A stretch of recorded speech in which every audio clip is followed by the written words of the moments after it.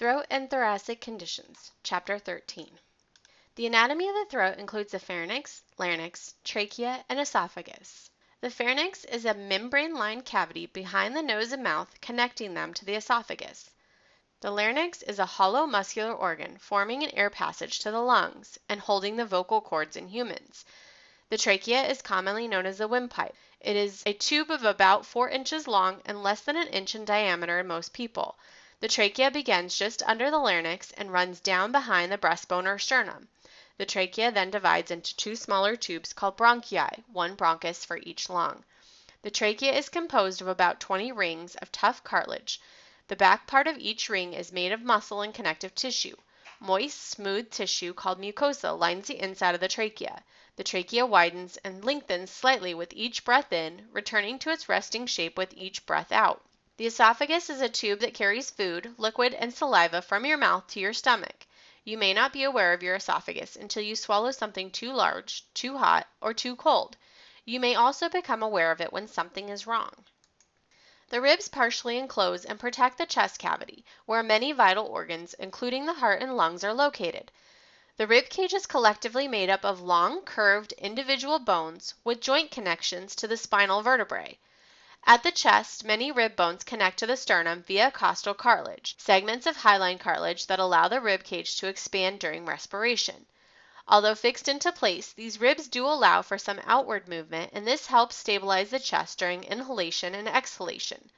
The human rib cage is made up of 12 paired rib bones. Each are symmetrically paired on a right and left side. Of all 24 ribs, the first 7 pairs are often labeled as true. These bones are connected to the costal cartilage, while the 5 other false sets are not. 3 of those connect to non-costal cartilage, and 2 are deemed floating, which means they only connect to the spine. While there are some cases of minor anatomical variation, men and women in general have the same amount of ribs. A differing rib count between the genders is largely a medical myth. The manubrium is the upper portion of the sternum, by the first rib. The tubercle is much more prominent in the upper than lower ribs. The angle of the rib, or the costal angle, may both refer to the bending part of it and the prominent line in this area, a little in front of the tubercle, the body of the sternum, commonly called the breastbone, and the xiphoid process, or the little projection at the bottom of the sternum. The muscles of the thoracic region include the superficial pectoralis major and the deeper pectoralis minor. We can touch and feel the pectoralis major, and it is important to movement. The pectoralis minor is underneath the pec major and can assist with breathing. The rectus abdominis is superficial. In people with low body fat, the bellies of the rectus abdominis can be viewed externally and are commonly referred to as a 4, 6, or 8-pack, depending on how many are visible, although 6 is the most common. While it looks impressive, the rectus abdominis does not contribute to core strength as much as the other muscles do. The transverse abdominis muscle is a muscle layer of the anterior and lateral abdominal wall which is deep to the internal oblique muscle. It is thought by most fitness instructors to be a significant component of the core. The internal oblique muscle is a muscle in the abdominal wall that lies below the external oblique and just above the transverse abdominis muscle. The internal oblique performs 2 major functions. First, as an accessory muscle of respiration that acts as an antagonist to the diaphragm, helping to reduce the volume of the chest cavity during exhalation.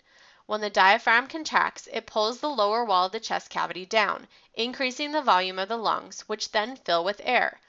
Conversely, when the internal obliques contract, they compress the organs of the abdomen, pushing them up into the diaphragm, which intrudes back into the chest cavity, reducing the volume of air, filling the lungs, producing an exhalation. The external oblique muscle is the largest and most superficial or outermost layer of the 3 flat muscles of the lateral anterior abdomen. The external oblique functions to pull the chest downwards and compresses the abdominal cavity, which increases the intra-abdominal pressure as in the Valsalva maneuver.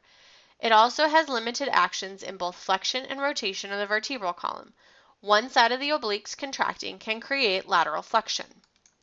In human anatomy, the thoracic diaphragm, or simply the diaphragm, is a sheet of internal skeletal muscle. It extends across the bottom of the thoracic cavity. The diaphragm separates the thoracic cavity containing the heart and lungs from the abdominal cavity and performs important functions in respiration. During inhalation, the diaphragm contracts and moves in the inferior direction, thus enlarging the volume of the thoracic cavity. This reduces the interthoracic pressure. In other words, enlarging the cavity creates a suction that draws air into the lungs. Cavity expansion happens in two extremes, along with intermediary forms. When the lower ribs are stabilized and the central tendon of the diaphragm is mobile, a contraction brings the insertion, or the central tendon, towards the organs and pushes it lower in the cavity towards the pelvis, allowing the thoracic cavity to expand downward. This is often called belly breathing.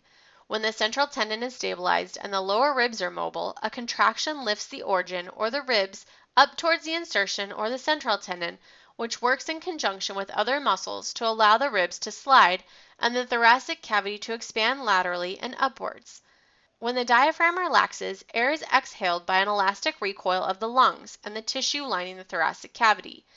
Assisting this function with muscular effort, called forced exhalation, involves the internal intercostal muscles used in conjunction with the abdominal muscles, which act as an antagonist paired with the diaphragm's contraction. The diaphragm is also involved in non-respiratory functions, helping to expel vomit, feces, and urine from the body by increasing the intra-abdominal pressure, and by preventing acid reflux by exerting pressure on the esophagus as it passes through the esophageal hiatus. Intercostal muscles are several groups of muscles that run between the ribs and help form and move the chest wall. The intercostal muscles are mainly involved in the mechanical aspect of breathing. These muscles help expand and shrink the size of the chest cavity to facilitate breathing. There are three principal layers. The external intercostal muscle aids in quiet and forced inhalation. They originate on ribs 1 through 11 and have their insertion on ribs 2 through 12. The external intercostals are responsible for the elevation of the ribs and bending them more open, thus expanding the transverse dimension of the thoracic cavity. The internal intercostal muscles aid in forced expiration. Quiet expiration is a passive process. They originate on ribs 2 through 12 and have their insertion on ribs 1 through 11. The internal intercostals are responsible for the depression of the ribs and bending them inwards, thus decreasing the transverse dimension of the thoracic cavity. The innermost intercostal muscle, the deep layer of the internal intercostal muscle, which are separated from them by a neurovascular bundle. This is then in turn composed of the transversus thoracic muscle, the sternal costal muscle, and the subcostalis muscle. Superficial muscles have a slightly different function than do deep muscles. In general, superficial muscles are visible, bulky, and provide dynamic movement. In contrast, deep muscles are usually much less visible, much less bulky, and provide a stability to the joints and/or the core. The heart is located under the sternum and rib cage, slightly to the left. The purpose of the heart is to pump blood through the blood vessels to the circulatory system. Blood provides the body with oxygen and nutrients and also assists in the removal of metabolic waste. The heart is made up of cardiac muscle. The heart has 4 chambers, 2 upper atria or receiving chambers and 2 lower ventricles, the discharging chambers. The atria opens into the ventricles via the atrioventricular valves. The heart pumps blood through the body. Blood low in oxygen from the systemic circulation enters the right atrium from the superior and inferior vena cava and passes to the right ventricle. From here, it is pumped into the pulmonary circulation through the lungs where it receives oxygen and gives off carbon dioxide. Oxygenated blood then returns to the left atrium, passes through the left ventricle, and is pumped out through the aorta to the systemic circulation, where the oxygen is used and metabolized to carbon dioxide. In addition, the blood carries nutrients from the digestive tract to various organs of the body, while transporting waste to the liver and kidneys.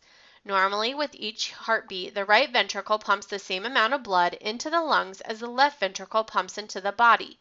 Veins transport blood to the heart and carry deoxygenated blood, except for the pulmonary and portal veins.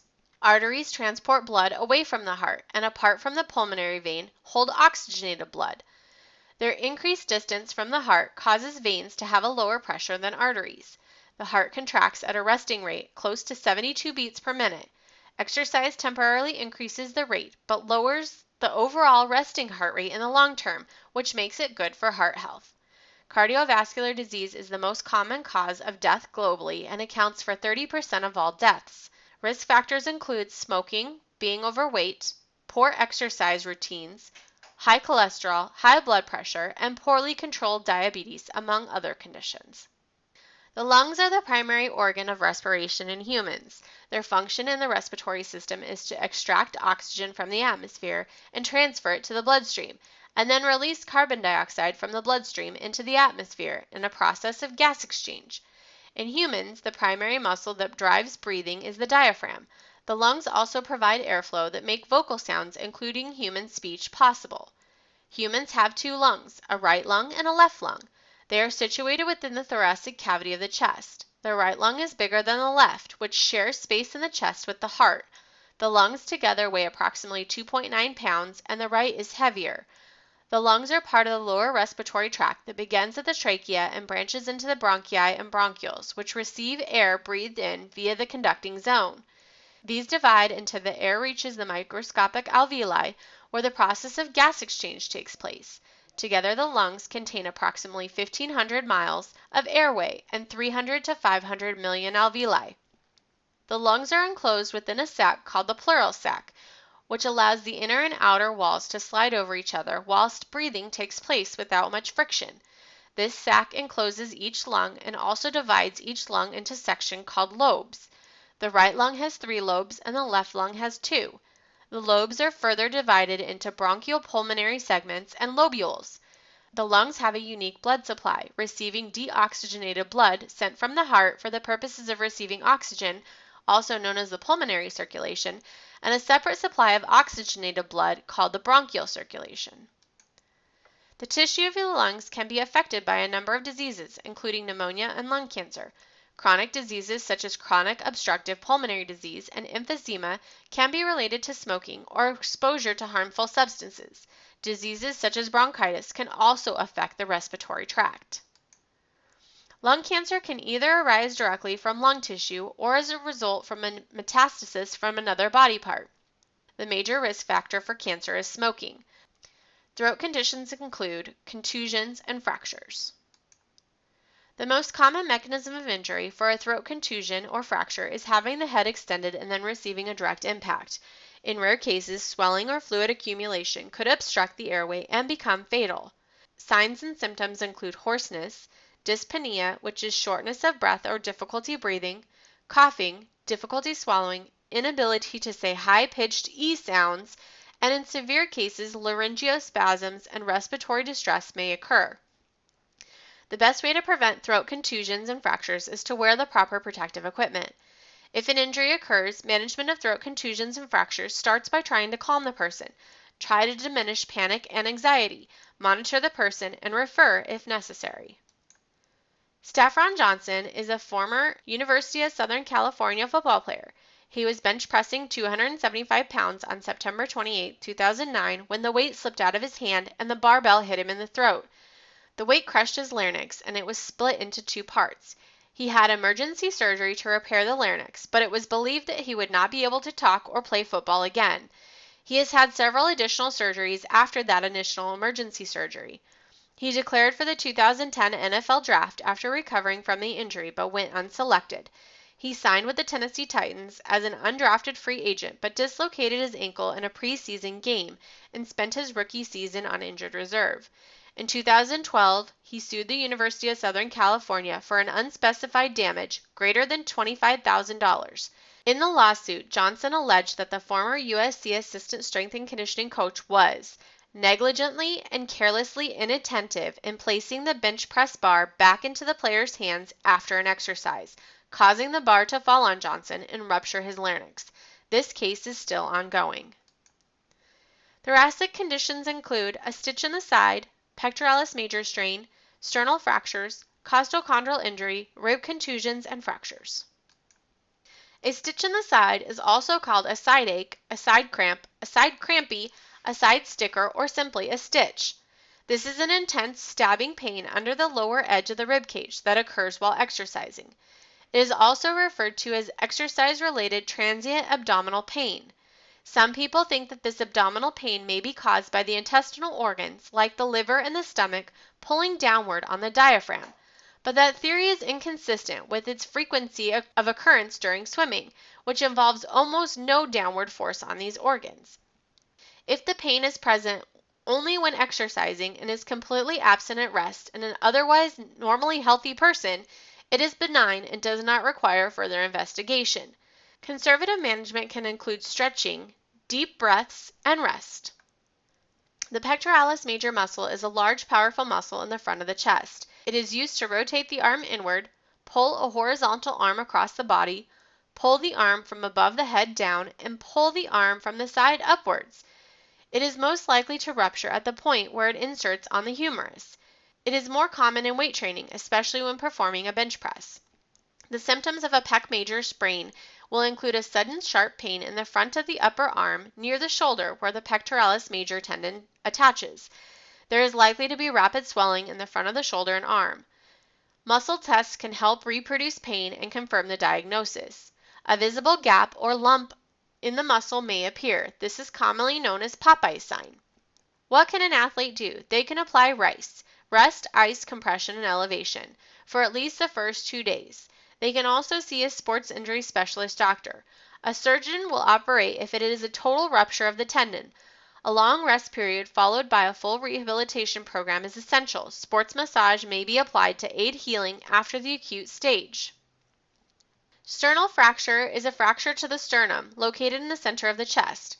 The injury, which occurs in 5 to 8% of people who experience significant blunt chest trauma, may occur in vehicle accidents when the still moving chest strikes the steering wheel or dashboard or is injured by the seatbelt. Cardiopulmonary resuscitation, commonly known as CPR, has also been known to cause thoracic injury, including sternum and rib fractures. Sternal fractures may also occur as a pathological fracture in people who have weakened bones in their sternum due to another disease process. Sternal fractures can interfere with breathing by making it more painful. However, its primary significance is that it can indicate the presence of a serious associated internal injury, especially to the heart and lungs. If a person is injured with enough force to fracture the sternum, injuries such as myocardial and pulmonary contusions are likely. Other associated injuries that may occur include damage to blood vessels in the chest, myocardial rupture, head and abdominal injuries, failed chest, and vertebral fracture. Sternal fractures may also accompany rib fractures and are high energy enough injuries to cause bronchial tears or ruptures of the bronchioles. They may hinder breathing. Due to associated injuries, the mortality rate for people with a sternal fracture is high, estimated somewhere between 25 and 45%. However, when sternal fractures occur in isolation, their outcome is very good. Signs and symptoms include crepitus, a crunching sound made when the broken bone ends rub together, pain, tenderness, bruising, and swelling over the fracture site. The fracture may visibly move when the person breathes, and it may be bent or deformed, potentially forming a step at the junction of the broken bone ends. If you suspect a sternal fracture, immediate referral to an emergency department is warranted. It is important to rule out associated interthoracic trauma. The costochondral joints are the joints formed by the ribs and the cartilage which attaches them to the breastbone or the sternum. A separation of the bone from the cartilage is similar to a joint dislocation. This injury may also be known as a separated rib. A separation of one of the costochondral joints usually occurs after an impact, such as a fall onto the side of the body or being hit by something. Violent twisting movements can also result in costochondral separation, and it can also happen from coughing violently. The symptoms of costochondral separation include sudden point tenderness at the point where the rib meets the chest bone or the sternum. Patients often describe a popping sensation. The initial pain may subside only to get gradually worse again. Pain is acute with deep breaths, coughing, and sneezing. Treatment for costochondral injuries is typically rest. Seek medical attention to rule out any complications from fractured ribs or a pneumothorax. Your doctor may prescribe painkillers to ease your discomfort and allow you to breathe more normally. This injury will usually take around 2 to 3 months to fully heal. A rib contusion is a bruise to one or more ribs. It may cause pain, tenderness, swelling, and a purplish tint on the skin. There may be a sharp pain with each breath. A rib contusion can take anywhere from a few days to a few weeks to heal. A minor rib fracture or break may cause the same symptoms as a rib contusion. The small crack may not be seen on regular chest x-rays. Treatments for both problems is the same. You may use over-the-counter pain medications to control pain. Rest, do not lift anything heavy, and do not do any activity that causes pain. You can also apply ice to the injured area every day. The first 3 to 4 weeks of healing will be the most painful. A broken rib can injure blood vessels and internal organs. The risk increases with the number of ribs broken. Complications vary depending on which ribs break. Possible complications include a torn or punctured aorta. A sharp end of a break in one of the first 3 ribs at the top of your rib cage could rupture your aorta or other major blood vessels. A punctured lung. The jagged end of a broken middle rib could puncture a lung and cause it to collapse. Lacerated spleen, liver, and kidneys. The bottom 2 ribs rarely fracture because they have more flexibility than do the upper and middle ribs, which are anchored to the breastbone. But if you break a lower rib, the broken ends can cause serious damage to your spleen, liver, or kidney. The internal complications which will be discussed include hyperventilation, pneumothorax, hemothorax, Commotio Cordis, heart contusion, sudden death in the athlete, Hypertrophic Cardiomyopathy, Marfan syndrome, and athletic heart syndrome. Hyperventilation is rapid or deep breathing that can occur with anxiety or panic. It is also called overbreathing and may leave you feeling breathless. You breathe in oxygen and you breathe out carbon dioxide. Excessive breathing creates low levels of carbon dioxide in your blood. This causes many of the symptoms of hyperventilation. Feeling very anxious or having a panic attack are the usual reasons that you might hyperventilate, but rapid breathing can be a symptom of a disease such as bleeding, heart or lung disorder, or infection. It is important to determine the cause of your hyperventilation. Rapid breathing may be a medical emergency that you need to get treated. Often panic and hyperventilation become a vicious cycle. Panic leads to rapid breathing, and rapid breathing can make you feel more panicked. If you frequently overbreathe, you may have hyperventilation syndrome that is triggered by emotions of stress, anxiety, depression, and anger. Hyperventilation from panic may be related to a specific fear or phobia, such as the fear of heights, dying, or being in closed spaces, also known as claustrophobia. It is important to try to stay calm in acute cases of hyperventilation. It may be helpful to have someone with you to help coach you through the episode. The goal of the treatment of the episode is to increase carbon dioxide levels in your body and to work to slow your breathing rate. You can try some immediate techniques to help acute hyperventilation. Breathe through pursed lips. Breathe into a paper bag or cupped hand, but only do this for a short period of time. Attempt to breathe into your belly rather than your chest. Cover your mouth and try alternate nostril breathing. Hold your breath. The symptoms should resolve within 1 to 2 minutes. If they have not, activate EMS.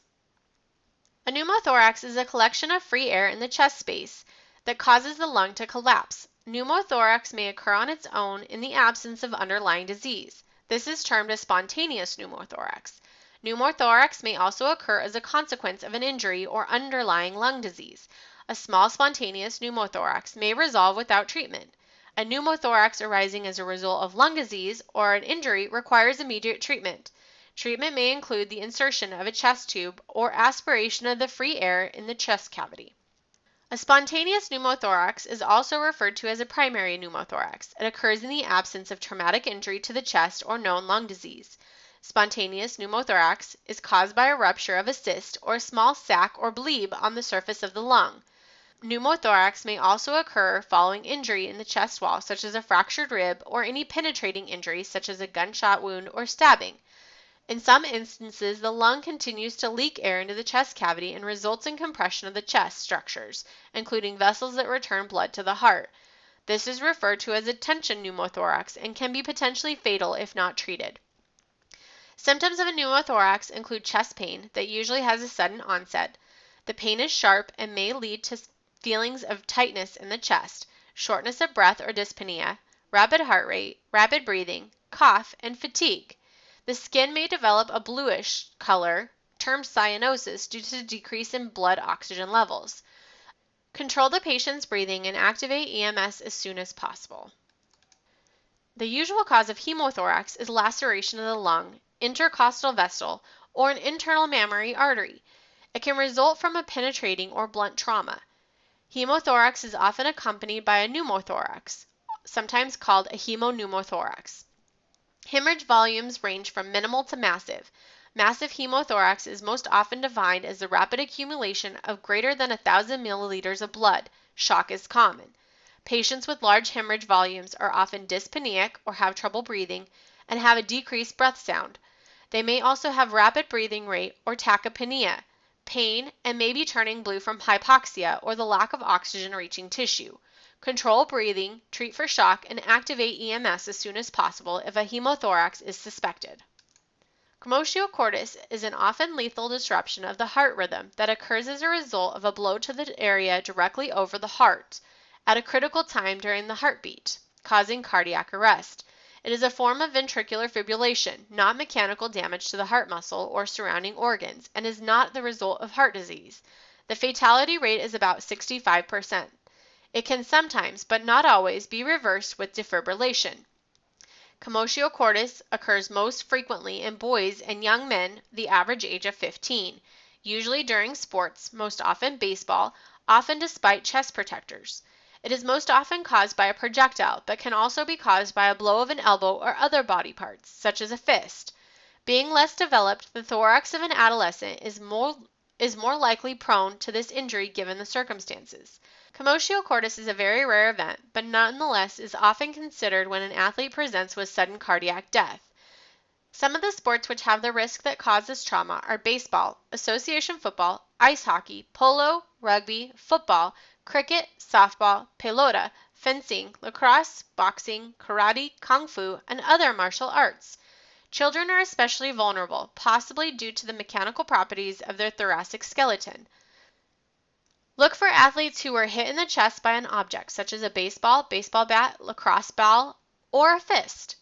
There should be no apparent trauma. The athlete will typically stumble forward for a few seconds, which is followed by unconsciousness, no breathing, and no pulse. An AED will indicate that the athlete is in ventricular fibrillation. Factors leading to commotio cordis include the timing of impact, which refers to the timing of the object hitting the chest during the cardiac cycle. The heart is most vulnerable when it is struck at the beginning of the T wave. This part of the cycle indicates the refilling of the heart's ventricles. Use an AED and defibrillate as quickly as possible. For every 1 minute delayed in getting shocked by the AED, there is a 10% decline in survival rate. Using the AED is the best practice and gives the athlete the greatest chance of survival. Immediately activate EMS or the school's emergency action plan. Continue AED use and CPR until EMS arrives and takes over. Blunt cardiac injury, a general term to describe all non-penetrating injuries to the heart during trauma. It incorporates myocardial or cardiac contusion, structural injuries such as valvular damage, and traumatic pericardial effusion. Blunt cardiac trauma usually results from a high kinetic force that travels through the thorax into the heart, most commonly high-speed motor car accidents. Signs and symptoms include blood and fluid leaking into surrounding tissues, decreased circulation of the heart muscle, hypoxia, and necrosis in the heart, which is cell death, localized pain, and referred pain to the left shoulder. They're going to exhibit symptoms similar to a heart attack. We need to activate emergency medical services immediately. Low blood flow to the heart can result in catastrophic injury. Hypertrophic cardiomyopathy is a disease in which the heart muscle or myocardium becomes abnormally thick or hypertrophied. The thickened heart muscle can make it harder for the heart to pump blood. Hypertrophic cardiomyopathy often goes undiagnosed because many people with the disease have few, if any, symptoms and can lead typically normal lives with no significant problems. However, in a small number of people with HCM, the thickened heart muscle can cause shortness of breath, chest pain, and problems in the heart's electrical system, resulting in life-threatening abnormal heart rhythms, or arrhythmias. Hypertrophic cardiomyopathy is usually caused by abnormal genes that cause the heart muscle to grow abnormally thick. The severity of hypertrophic cardiomyopathy varies widely. Most people with HCM have a form of the disease in which the wall or the septum between the two chambers of the heart or ventricles becomes enlarged and impedes blood flow out of the heart. This condition is sometimes called obstructive hypertrophic cardiomyopathy. Sometimes hypertrophic cardiomyopathy occurs without a significant blocking of the blood flow. However, the heart's main pumping chamber, the left ventricle, may become stiff, reducing the amount of blood that the ventricle can hold and the amount that gets pumped out into the body with each heartbeat. This condition is sometimes called non-obstructive hypertrophic cardiomyopathy. Patients diagnosed with hypertrophic cardiomyopathy should be disqualified from sports participation. Athletic heart syndrome is a heart condition that may occur in people who exercise or train for more than an hour a day. Athletic heart syndrome isn't necessarily bad for you if you're an athlete, and is not what makes young athletes expire mid-court. While it does lead to structural changes in the heart, a person with this condition usually does not notice any other symptoms. Athletic heart syndrome does not require treatment and is important to diagnose only to rule out other heart problems that may be serious. Like other muscles, the heart gets stronger with exercise. Endurance exercise such as jogging, swimming, and cycling can make the organ bigger, allowing it to pump more blood with every beat. Short, intense workouts such as weightlifting can further increase the pumping power by the thickening of the walls of the heart. Just as bodybuilders sculpt their abs and biceps into highly defined muscles, competitive athletes may develop extraordinary hearts as well. Not only is the heart extra large and thick, it may also produce some irregular rhythms, or arrhythmias. A person with athletic heart syndrome may also have a markedly slow resting heart rate, in the range of 35 to 50 beats per minute. In addition, electrical impulses can take strange routes across the heart, causing abnormal readings on an EKG. Together, these changes produced by exercise are called athletic heart syndrome. There are no symptoms other than bradycardia, or low heart rate. After all other heart conditions are ruled out, no treatment is necessary for athletic heart syndrome. Marfan syndrome is a genetic disorder of connective tissue. The degree that people are affected varies. People with Marfan tend to be tall, thin, with long arms and legs, fingers, and toes. They also typically have flexible joints and scoliosis. The most serious complication involves the heart and the aorta, with an increased risk of mitral valve prolapse and aortic aneurysm. Other commonly affected areas include the lungs, eyes, bones, and the covering of the spinal cord. There is no cure for Marfan syndrome.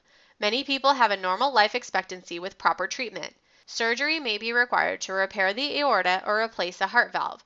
It is recommended that hard exercise be avoided.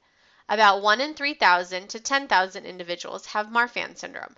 Marfan syndrome occurs equally in males and females. Rates are similar between races and among different regions of the world. The signs and symptoms of Marfan syndrome vary greatly, even among members of the same family. Some people experience only mild effects, while others develop life-threatening complications. In most cases, the disease tends to worsen with age. Marfan syndrome features may include tall and slender build, disproportionately long arms, legs, and fingers. If you stick your thumb inside your fist, if there's a part of your thumb that sticks out on the other side by your pinky, you could have a Marfan's trait. The breastbone that protrudes outward or dips inward, a high arched palate or crowded teeth, heart murmurs, extremely nearsightedness, an abnormally curved spine, and flat feet. Because Marfan syndrome can affect almost any part of your body, especially the connective tissue, and may cause a variety of complications, it is therefore a disqualifying condition.